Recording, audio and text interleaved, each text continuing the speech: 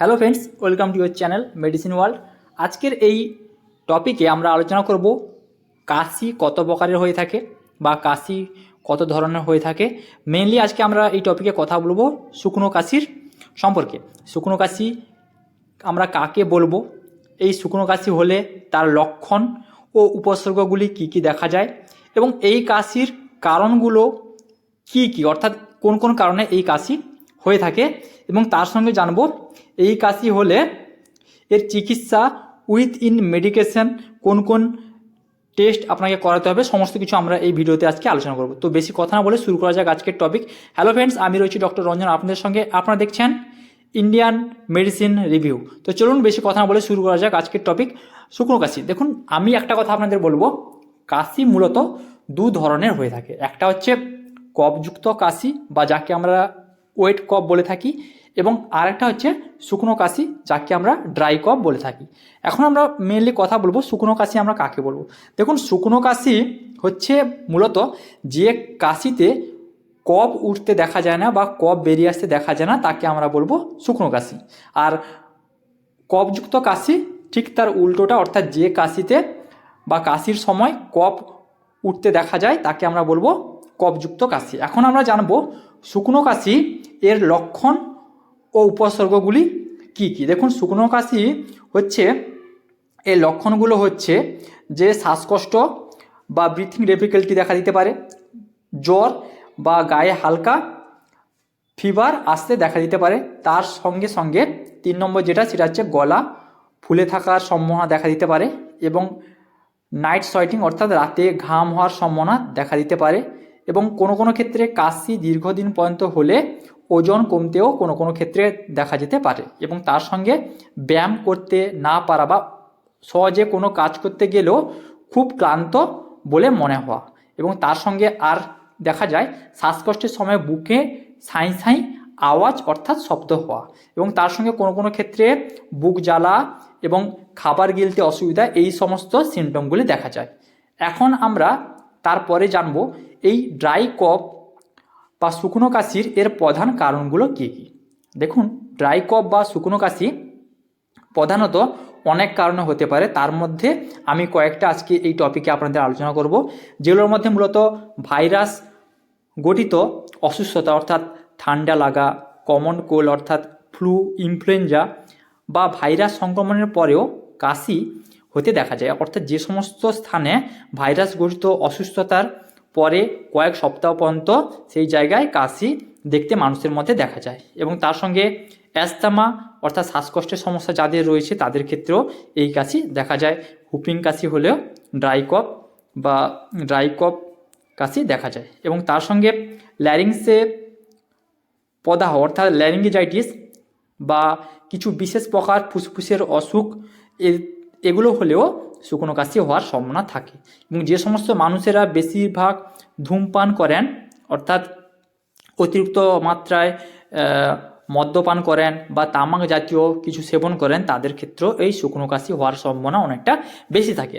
এখন আমরা জানব অ্যালার্জিক রাইনিটিস, অর্থাৎ যে ফিভার অর্থাৎ শরীরে শ্বাসের সাথে সাথে বা শ্বাস নেওয়ার সময় অ্যালার্জিক কারণে প্রবেশের জন্য বা অ্যালার্জির কারণে আমাদের শরীরে শ্বাসকষ্ট দেখা দিতে পারে। সেটা ধুলো থেকে অ্যালার্জি হতে পারে, বা কোনো কমন কোল্ড সিমটম হতে পারে, বা কোনো পশুর গায়ের লোম থেকে হতে পারে। বিভিন্ন মানুষের বিভিন্ন রকমের অ্যালার্জি থাকে।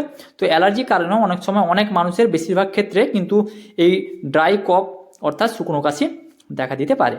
এবং তার সঙ্গে আরও আপনাদের একটু বলি, ওষুধের পার্শ্ব প্রতিক্রিয়া বা কোনো ওষুধের যদি সাইড ইফেক্ট হয়, তবে সে সমস্ত ক্ষেত্রেও এই ড্রাই কফ কাশি দেখা দিতে পারে।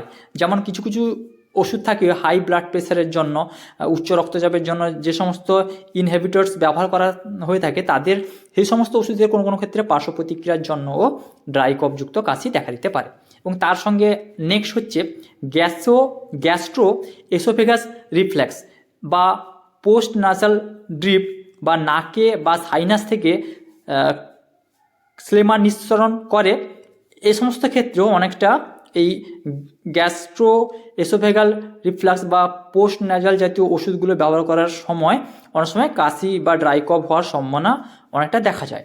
এবং তার সঙ্গে এখন আমরা জানব যে এই সমস্ত ড্রাই কফ হলে অর্থাৎ শুকনো কাশির এই সমস্ত উপসর্গগুলো হলে বেশিরভাগ ক্ষেত্রে যেটি দেখা যায় সেটি হচ্ছে হার্ট ফেলিওরের সমস্যা দেখা গেলে অনেক সময় শুকনো কাশি হতে পারে, বা ফুসফুসে ক্যান্সার হলেও বা পালমোনারি কোনো ডিজিজ হলেও সে সমস্ত ক্ষেত্রে কিন্তু এই শুকনো কাশির হওয়ার সম্ভাবনা অনেকটা বেশি থাকে।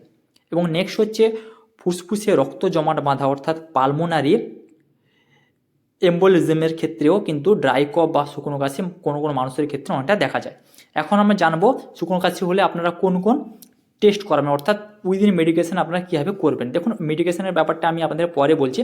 আপনারা অ্যালার্জি টেস্ট করতে পারেন, এবং তার সঙ্গে যেটা হচ্ছে শুকনো কাশি হলে সেই ব্যক্তির চেস্ট এক্স-রে করানো যেতে পারে।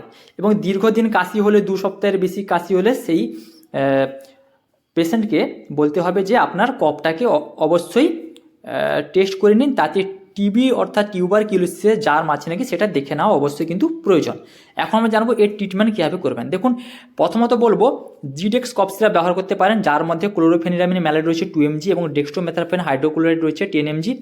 এই সিরাপ একটি কাশির সিরাপ বা ড্রাই কফযুক্ত কাশি অ্যাবাভ 70 কেজি বডি ওয়েটের বেশি কোনো পেশেন্ট থাকলে তাকে 10 ml করে 3 বার করে দেওয়া যেতে পারে, এবং 50 কেজি নিচে কোনো পেশেন্ট থাকলে তাকে মূলত 10 ml করে 2 বার দেওয়া যেতে পারে। এখন আমরা জানবো এই জিডেক্স কফ সিরাপের কিছু সাবস্টিটিউট অর্থাৎ এর কিছু বিকল্প ওষুধ হতে পারে। জিডেক্স কফ সিরাপ আপনি মেডিকেল স্টোরে নাও পেতে পারেন, সে সমস্ত ক্ষেত্রে স্কিনের দেওয়া ওষুধগুলোর মধ্যে যে কোনো একটা ওষুধ আপনি পারচেস করেও খেতে পারেন। তার সঙ্গে যেটা বলবো, গরম জল করে গার্গিল করা কিন্তু অবশ্যই প্রয়োজনীয়। নেক্সট আমরা কীভাবে ট্রিটমেন্ট, আর কি ট্যাবলেট দিতে পারি, আর কি সিরাপ দিতে পারি। দেখুন, ট্রিটমেন্টের ক্ষেত্রে কফযুক্ত কাশি ক্ষেত্রে বা ড্রাই কফের ক্ষেত্রে একটা কফ সিরাপ দিবেন, এবং তার সঙ্গে যেটি অ্যালার্জিজনিত কারণ যদি কাশি হয়ে থাকে সে সমস্ত ক্ষেত্রে মন্টেগ এলসি ট্যাবলেটও দেওয়া যেতে পারে। এই ওষুধের মধ্যে যে ড্রাগ সল্ট রয়েছে বা ড্রাগ ইনগ্রিডিয়েন্ট রয়েছে সেটা হচ্ছে মন্টেলুকাস্ট রয়েছে 10 mg এবং লিভোসেট্রিজিন হাইড্রোক্লোরাইড রয়েছে 5 mg। এটি মূলত একটি অ্যালার্জিজনিত ওষুধ বা কমন কোল্ড সিমটমের জন্য এই ট্যাবলেট ব্যবহার করা হয়ে থাকে। এর ডোজ হচ্ছে 1 ট্যাব ওডি অ্যাট ইভিনিং, অর্থাৎ 20 কেজির উপরে কোনো বডি ওয়েট থাকলে তাকে মূলত একটি করে ট্যাবলেট সন্ধ্যার সময় দেওয়া হয়ে থাকে। এই ট্যাবলেটের কিছু সাবস্টিটিউট বা বিকল্প ওষুধের কথা আমি আপনাদের বলবো, তার মধ্যে আপনারা যে কোনো একটি পারচেস করে খেতে পারেন। আমি এখানে কোনো মেডিসিন আপনাকে এখানে রিভিউ করছি না। এর মধ্যে উপরে স্ক্রিনে যে ছবি আসছে এই সমস্ত ওষুধগুলো লিভোসেট এম থেকে ওয়েলকাস্ট এলসি থেকে শুরু করে সমস্ত রকমের ওষুধও কিন্তু এই মন্টেগ এলসির হচ্ছে একটি সাবস্টিটিউট বা বিকল্প রাস্তা। নেক্সট যে ট্যাবলেট দেওয়া যেতে পারে, একটা অ্যান্টিবায়োটিক দেওয়া যেতে পারে যেটি মূলত ব্যাকটেরিয়াল ইনফেকশনের ক্ষেত্রে দেওয়া হয়ে থাকে, সেটি হচ্ছে ক্ল্যাভাম 625 mg। এর কম্পোজিশন রয়েছে অ্যামোক্সিসিলিন রয়েছে এবং ক্ল্যাভনিক অ্যাসিড রয়েছে। অ্যামোক্সিসিলিন রয়েছে 500 mg এবং তার সঙ্গে ক্ল্যাভনিক অ্যাসিড রয়েছে 125 mg। এটি মূলত ব্যাকটেরিয়াল ইনফেকশনের ক্ষেত্রে দেওয়া হয়ে থাকে, অর্থাৎ কাশি প্রচুর হলে এই সমস্ত ড্রাগ সল্টযুক্ত ওষুধগুলো খুব ভালো পরিমাণে ফল দিয়ে থাকে। এই ক্ল্যাভাম 625 ট্যাবলেটের ডোজ হচ্ছে নর্মাল 50 কেজি থেকে 60 কেজি হলে বডি ওয়েট তাদেরকে 1 ট্যাব বিডিপিসি অর্থাৎ একটি করে ট্যাবলেট সকালে এবং একটি ট্যাবলেট রাতে, সারাদিনে 2টি করে ট্যাবলেট দেওয়া যেতে পারে। এবং 60 কেজির উপরে হলে 1 ট্যাব টিডিএস অর্থাৎ একটি করে ট্যাবলেট দিনে 3 বার করে দেওয়া যেতে পারে। এখন আমরা জানবো ক্ল্যাভাম 625 ট্যাবলেটের কিছু সাবস্টিটিউট বা বিকল্প ওষুধগুলি আপনি কী কী পেয়ে যাবেন যে কোনো মেডিকেল স্টোরে। দেখুন, ক্ল্যাভাম 625 এর সাবস্টিটিউট ওষুধ আগমেন্টিন 625 ডিউ পেয়ে যাবেন, পলিক্যাপ 625 যেটি ম্যাকলোডের ওষুধ এবং তার সঙ্গে মক্সক্ল্যাপ 625 এবং সেন্সিক্ল্যাপ 625 হচ্ছে এর কিছু সাবস্টিটিউট বা বিকল্প ওষুধ। তো এখানে এই ছিল আজকের ভিডিও। যদি ভিডিওকে ভালো লেগে থাকে তাহলে অবশ্যই চ্যানেলটি সাবস্ক্রাইব করে নিন এবং পাশে থাকা নোটিফিকেশন বেলটিকে অন করে নিন এইভাবে মেডিসিন এবং হেলথ রিলেটেড টিপস পাওয়ার জন্য। Thanks for watching guys. দেখা হচ্ছে নেক্সট একটি ভিডিওতে। আমি রয়েছে ডক্টর রঞ্জন, আপনারা দেখছেন ইন্ডিয়ান মেডিসিন রিভিউ।